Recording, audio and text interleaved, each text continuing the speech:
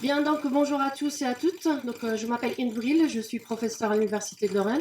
J'enseigne à l'INSIB l'organisation industrielle et la logistique et je suis chercheuse au CRAN, Centre de recherche en automatique de Nancy, sur la thématique des systèmes intelligents de production.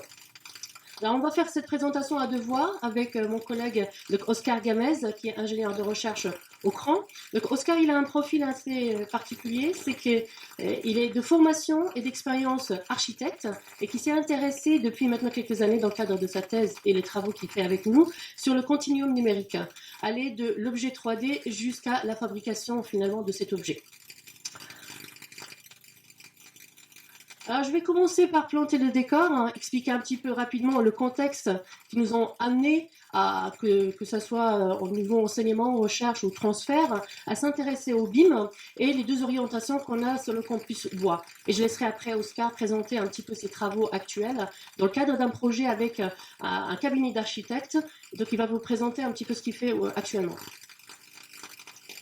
Alors, beaucoup de choses ont été déjà dites, en particulier par Philippe Jaglin. Donc, je vais juste revenir sur le fait, moi je viens aussi d'une formation informaticienne et une expérience dans le domaine du secteur manufacturier. Donc, la première chose que je me suis posée comme question quand je suis arrivée à l'INSIB, c'était de dire quelles sont finalement les caractéristiques de cette filière qui est la construction. Je ne connaissais pas la construction. Qu'est-ce qui fait que la construction elle est différente, par exemple, du secteur manufacturier? Donc, une première réponse, c'est un produit. Quand on fait, par exemple, en construction, on a des produits qui sont hautement personnalisés avec une approche qu'on appelle conception à la commande. On a aussi cette complexité qui est due au fait qu'on a des nombreux intervenants avec des besoins de collaboration qu'on ne trouve pas dans une démarche, je dirais, dans le secteur manufacturier classique. Mais ce qu'on constate aussi, c'est également, je ne vais pas revenir sur les chiffres, c'est qu'on a en fait un gap en termes de performance entre le secteur manufacturier et le secteur de la construction. Donc, en particulier, quand on voit ici, les zooms, ici, par exemple, on a par exemple entre la productivité, ce qu'on appelle l'index de la productivité entre la construction et le secteur manufacturier, on a pratiquement x3. On voit qu'au niveau secteur manufacturier, depuis des années, on augmente cet indice de productivité, alors qu'au niveau construction, ça stagne.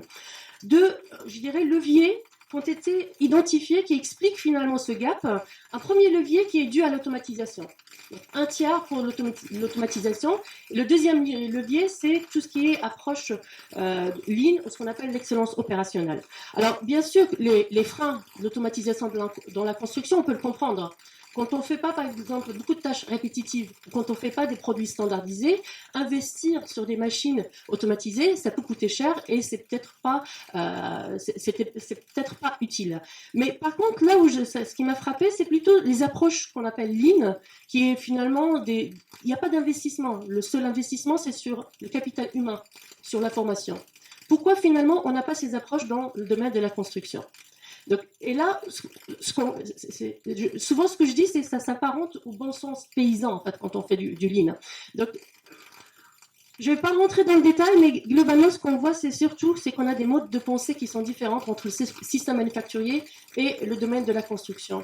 Globalement, quand on parle, par exemple, avec des gens dans la construction, on va vous dire, nous, notre produit, il n'est pas comme les autres, parce que nos produits ne circulent pas dans une usine.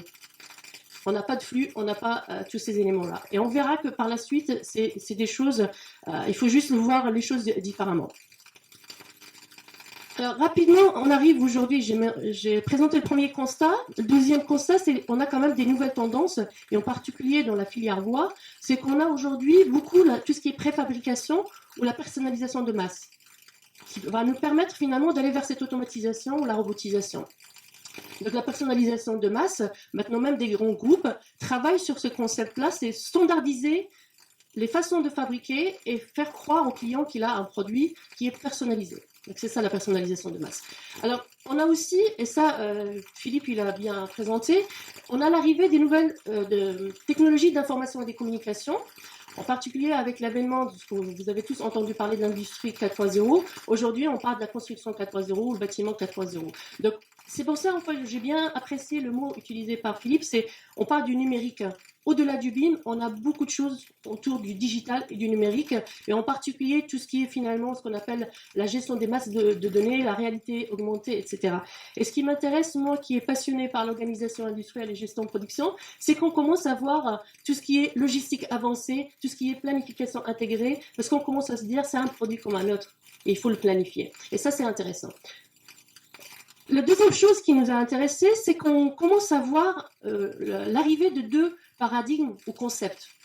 Vous avez entendu, là c'est le BIM, mais il y a aussi le Lean. On commence à parler de Lean construction au Lean chantier. Du coup, en tant qu'entité d'enseignement de recherche, on a eu deux orientations. La première chose, c'est pour casser justement ce mode de pensée. À travers la formation, on s'est intéressé au transfert des pratiques industrielles d'excellence opérationnelle à la construction. Et la deuxième orientation, c'est de proposer, il y a déjà une offre étoffée, vous avez vu CADWork, mais il y a d'autres logiciels qui existent et qui peuvent être à destination de toutes les entreprises. Donc l'idée, c'est de proposer peut-être des suites logicielles collaboratives à destination des TPE et PME. Alors je vais revenir juste sur la première orientation. Donc dans le cadre finalement de nos activités d'enseignement, nous on a travaillé sur un module d'enseignement basé sur 3 mises de situation. Donc c'est avec un organisme de formation, on a travaillé sur 3 jeux qui vont de Lean Manufacturing, Lean Management, au Lean Chantier. Donc vous avez tous entendu parler depuis tout à l'heure, le prérequis pour parler du BIM ou de digital, c'est d'être bien organisé, avoir la stabilité opérationnelle. Le deuxième prérequis, et surtout on le voit dans le Lean Chantier, c'est de savoir travailler ensemble ou de faire des plannings collaboratifs. Donc c'est les outils en fait qu'on essaye de mettre à travers cette mise en situation. Et le dernier, je dirais, élément sur lequel on est en train de travailler, c'est qu'une fois on a travaillé sur le planning collaboratif ensemble, c'est de valider ces plannings collaboratifs à travers des logiciels de 4D, par exemple. La deuxième orientation, cette fois-ci, elle est plutôt portée par la recherche, donc au niveau CRAN. Donc, depuis les années 2008-2010, on s'est intéressé justement au BIM avec un objectif, parce que quand on parle du BIM, il y a beaucoup de choses. Donc, on ne peut pas être partout. Il faut beaucoup d'investissements, etc. Mais ce qu'on a essayé de faire, c'est plutôt travailler sur des développements des suites logicielles collaboratives à destination des PE, PME de la filière. Donc, et pour ça, et surtout, on s'est intéressé à un domaine particulier qui est la rénovation. En particulier pour la filière bois, on va plutôt s'intéresser à l'isolation, par exemple, par l'extérieur, l'extension, etc. Donc, les premiers travaux ont été réalisés avec le CRIT pour développer un premier logiciel qui s'appelle Model Building, qui va permettre de générer automatiquement la plateforme, générer automatiquement le modèle 3D à travers des scans 3D. Donc, ça, c'est le premier travaux que nous avons réalisé. Deuxième, je dirais, axe sur lequel on travaille, c'est l'efficacité des systèmes industriels constructifs. Donc, tout ce qui est, surtout quand on est dans l'isolation par l'extérieur, donc tout ce qui est calpinage, par exemple, va mettre en place des méthodes derrière. On a travaillé, en fait, tous ces projets-là, c'est des projets qui ont été financés soit au niveau national, soit au niveau régional, et avec des TPE, PME de la région. Donc là, on a travaillé, par exemple, avec Poirot, et en particulier avec une entreprise du groupe Poirot, Synaptic, pour développer des solutions de devis rapide, en fait. On scanne et on génère un devis rapide, par exemple, de cette isolation par l'extérieur. Le troisième axe sur lequel on travaille, donc qui est assez récent, on travaille avec des collègues également de l'ERMAV, c'est la gestion énergétique du bâtiment. Donc l'idée, c'est instrumenter le bâtiment par des capteurs. On parlait tout à l'heure de capteurs intelligents. Donc ces capteurs vont nous permettre d'avoir finalement tout ce qui est énergie, consommation énergétique, etc. Et l'idée derrière, c'est de récupérer ces éléments, les mettre dans une maquette numérique. Et nous, en tant qu'automaticien, en fait, on travaille sur l'utilisation des outils d'intelligence artificielle pour faire une commande adaptative, en fait, de la régulation par exemple, de notre chauffage. Voilà, donc je vais laisser la parole à Oscar qui va présenter un projet, comme j'ai expliqué en cours, un projet qui est financé par la région, qui est porté par un cabinet d'architectes et sur lequel il va travailler. Donc le projet s'appuie sur les travaux qu'on a réalisés au niveau rénovation, mais il s'étend à ce qu'on appelle la gestion du patrimoine. Je te laisse la parole, Oscar. Merci Yves, bonjour à tous, bonjour à toutes. Donc, alors, regardons comment ça marche. Parfait. Donc aujourd'hui, je vais vous parler de la création des maquettes numériques pour la gestion du patrimoine. nous allons vous montrer les contenus numériques complets qui commencent par l'acquisition de données des bâtiments existants et puis jusqu'à l'étape d'exploitation. Donc, nous avons divisé ces contenus en 6 étapes. La première concerne l'identification des besoins avant de faire appel à l'usage de la maquette numérique. Puis, on va passer, vous montrer comment est-ce qu'on travaille la phase d'acquisition des données. Et puis, le processus de construction de la maquette jusqu'à l'enrichissement des données géométriques et non géométriques, ce que Marc avait mentionné avant, aussi, je pense, Philippe. Et puis, on va vous montrer un cas d'exploitation pour la gestion du patrimoine.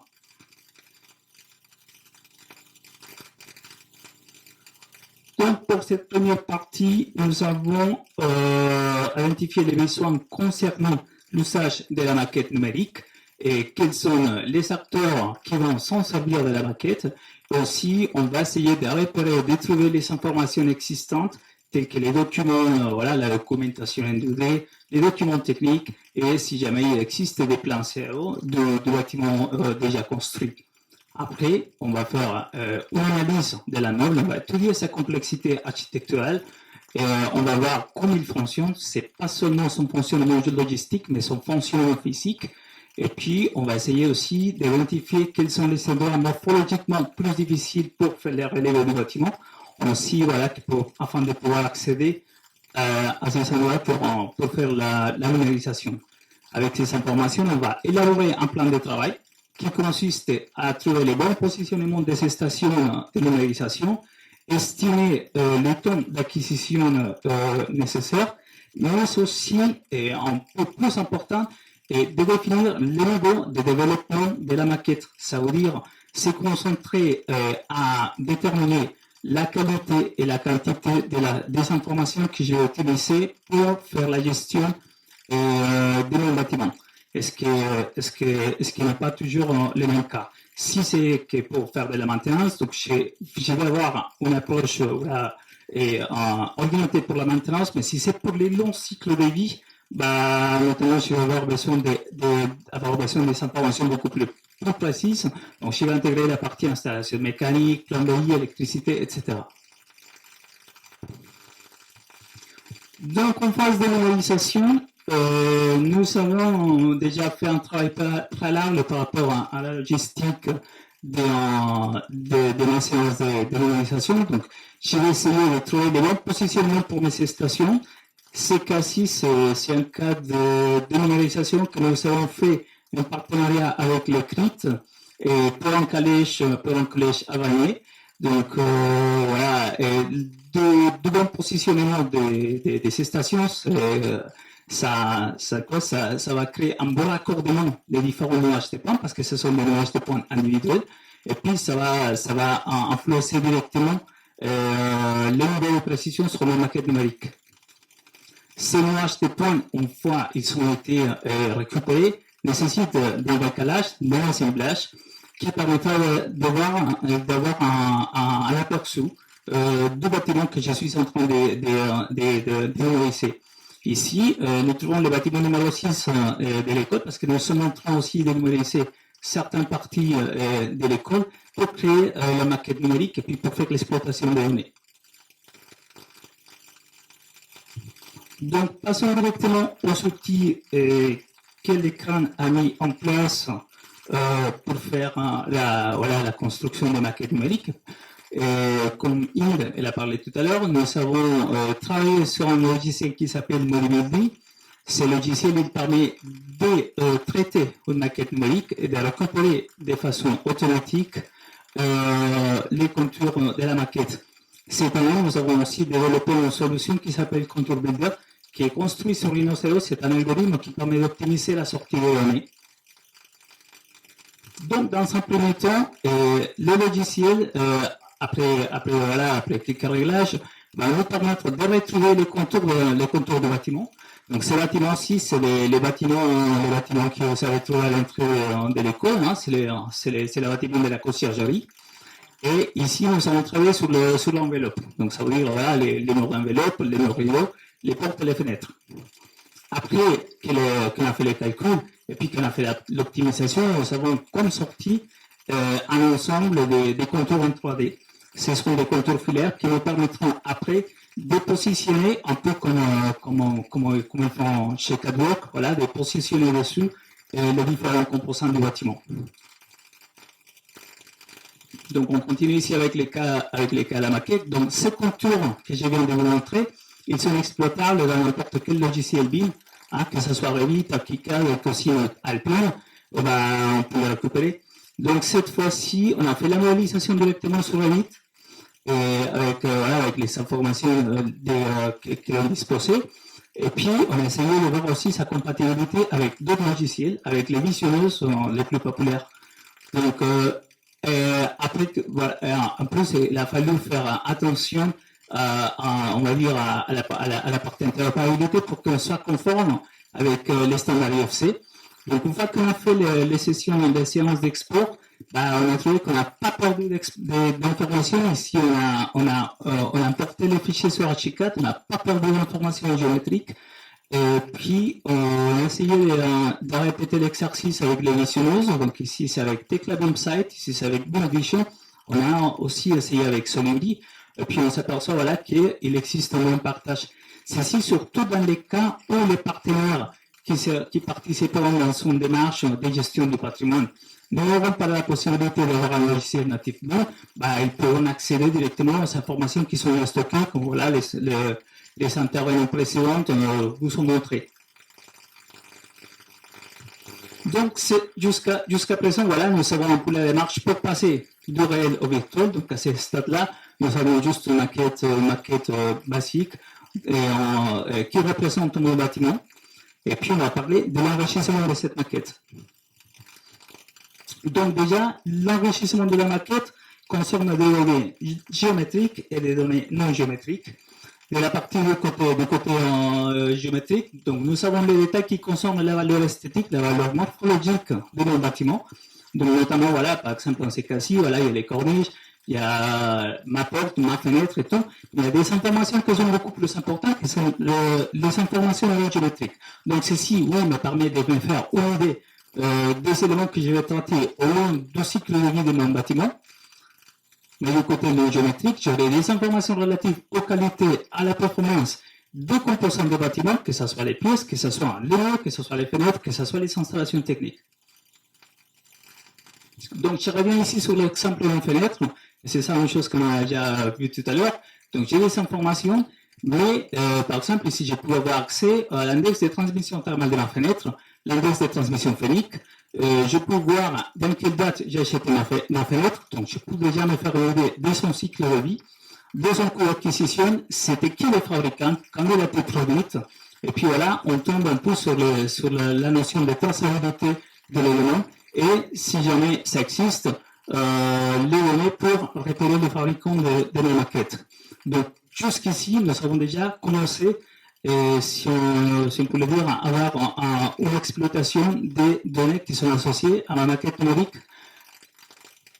Donc, pour l'exploitation de la maquette numérique, nous avons peut-être de se répondre à 3 questions.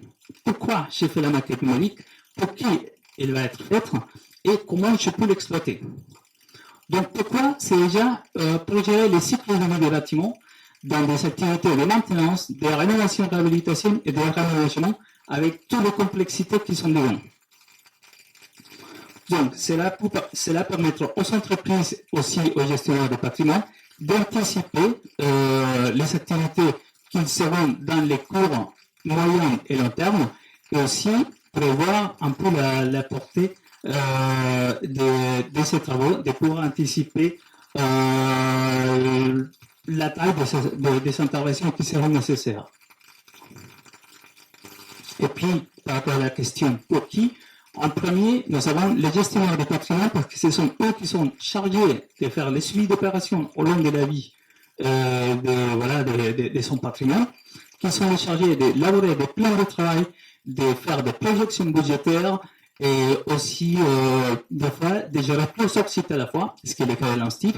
L'INSTIC, nous avons plusieurs bâtiments, donc vous pouvez imaginer un peu le travail de M. Perret quand il s'agit de gérer la maintenance et puis la rénovation et l'entretien de ces bâtiments. Puis pour les équipes d'opération, ça leur permet d'avoir des données en temps réel qui peuvent être partagées avec les autres acteurs qui interviennent dans la gestion du patrimoine. Ça veut dire que ça permet d'avoir des échanges techniques sans besoin peut-être, par exemple, de faire deux visites directement sur le chantier parce qu'on a déjà les informations directement sur la maquette. Et puis notamment pour le secteur de BTP, c'est ça une chose qu'on a déjà entendu mentionner ici. On aura des informations adaptées au corps de métier, des données techniques précises, une optimisation d'activités en phase avant l'exécution des travaux et surtout des échanges beaucoup plus rapides avec les autres acteurs. Et puis, il y a la question comment. Donc voilà, je vais illustrer un petit cas. Ça, c'est un bâtiment des années 30 et qui a été, j'ai fait la relevé en l'année 2016. Et puis, ça fait évidence que la maquette en elle-même, elle constitue une base de données. Donc ici, on va se centrer sur le groupe des portes. Donc, il y a par exemple la localisation des portes, leur dimension, la nouvelle installation, leur cycle de vie prévu. On a déjà fait une estimation de coût, de prix de remplacement des fenêtres, et puis voilà l'année où elles devront être remplacées. Et si je veux aller un peu plus loin, si je suis, par exemple, je ne sais pas, mais aussi que j'ai déjà implémenté une stratégie d'adoption de BIM au cours de mon entreprise, je peux m'en servir d'un visionnaire BIM, je n'ai pas besoin d'avoir un logiciel BIM, pour avoir accès aux informations de la maquette dynamique, et ça va se donner. Donc on va zoomer rapidement. Et puis ici, je peux par exemple trouver les index de résistance et flot, je peux trouver la localisation de ma fenêtre, je peux voir aussi par exemple accès aux propriétés des matériaux. Comme ça, si le gestionnaire de patrimoine me commande une porte avec les mêmes prestations, je peux lui offrir une alternative. Encore plus, moi-même, en tant que prestataire de service, je peux introduire des informations externes à la maquette. Ça veut dire que je peux faire un lien vers son base de données extérieure. Dans ce cas-ci, c'est le site internet de mon fournisseur de portes et fenêtres qui me permettront soit de trouver des alternatives aux portes que je vais remplacer ou si je veux faire l'entretien, la rénovation, de trouver les pièces détachées, de trouver les codes qui les concernent et aussi faire un bon de commande. Donc voilà, jusqu'ici, ça c'est un peu le processus de génération de la maquette, exploitation de la maquette numérique dans les cas de gestion de vie, de gestion de la cycle de vie du bâtiment. Et puis je vais passer encore une fois la parole à Inde. Juste pour le mot de la fin, c'est toujours difficile en fait quand on a une conférence grand public de dire finalement quelles sont les attentes du public. En tout cas, nous, quand on a accepté cette présentation, c'est de dire tout simplement, il y a un premier message, c'est que la recherche et l'innovation, c'est pour tous. Jusqu'à maintenant, c'était souvent en fait les grands groupes, etc. Aujourd'hui, il y a beaucoup d'initiatives, que ce soit au niveau national, voire au niveau de la région Grand Est, pour pousser à la fois la construction, mais surtout tout ce qui est digital, tout ce qui est en lien avec l'intelligence artificielle, etc. La plupart des projets qu'on a mis en place, sur lesquels on travaille au niveau recherche, c'est avec des PME, PMI de la région. Deuxième, je dirais, message, mesurer, c'est progresser. Donc c'est plus qu'un vieil adage, c'est surtout un élément important dans la future ligne. Pour pouvoir finalement déployer le BIM, il faut savoir quelle est notre vraiment maturité, vers quoi on veut y aller. Alors, effectivement, par exemple, dans l'industrie du futur, l'industrie 4.0, il y a énormément de référentiels, que ce soit au niveau national, avec l'Alliance du futur. On peut aller sur Internet et répondre à des questions et se dire, voilà, je suis là où peut-être il nous faut faire cet investissement. Au niveau de grande région, on a aussi finalement un dispositif de diagnostic des entreprises qui existe. Pour le BIM, il n'y a pas beaucoup d'outils en fait qu'on peut trouver sur Internet pour se mesurer. Il y a bien sûr des organismes comme justement ce qu'il a expliqué Philippe, qui proposent ces diagnostics de maturité digitale. Vous avez une tentative de collègues qui ont mis ça en place, BIM4to FR, qui permet finalement de mesurer la maturité BIM pour les entreprises de la rénovation. Donc ça c'est intéressant parce qu'il est sur Internet et il est public et vous pouvez au moins aller voir toutes les questionnaires et et répondre à ces questions. Le troisième message, il est en fait, jusqu'à maintenant, quand on parle de l'industrie du futur, on a souvent maintenant de nouveaux modes de business model, en fait. Ce qu'on appelle l'économie de fonctionnalité. On vend plus de produits, on vend des services. On parle aussi de la mutualisation, de la filière, etc. Si c'est vraiment une tendance, je dirais pour le BIM, c'est presque une nécessité dans les petites entreprises. Alors, je prends juste l'exemple, en fait, Oscar, il a présenté tout à l'heure un projet avec le CRIT sur la génération de la maquette du collège Vanier. En fait, c'est un exemple de ce qu'on appelle cette intelligence collective. C'est-à-dire, finalement, la numérisation, la maîtrise d'œuvre a été réalisée par le CRIT, donc c'est le CRIT qui a géré l'affaire. Il a utilisé un pharo lidar terrestre du CRAN. Les nuages, je dirais, les nuages de points ont été au niveau de la vue supérieure, c'est Drone Alsace qui a donné ces nuages de points. Snapkin a permis justement de nettoyer ces nuages et générer une première maquette. Et le CRAN a permis justement le calage de tous ces nuages de points. Donc, on a vraiment besoin de cette intelligence collective, d'identifier quels sont finalement les acteurs dans cet écosystème pour aller vers le BIM. Voilà, je vous remercie pour votre attention.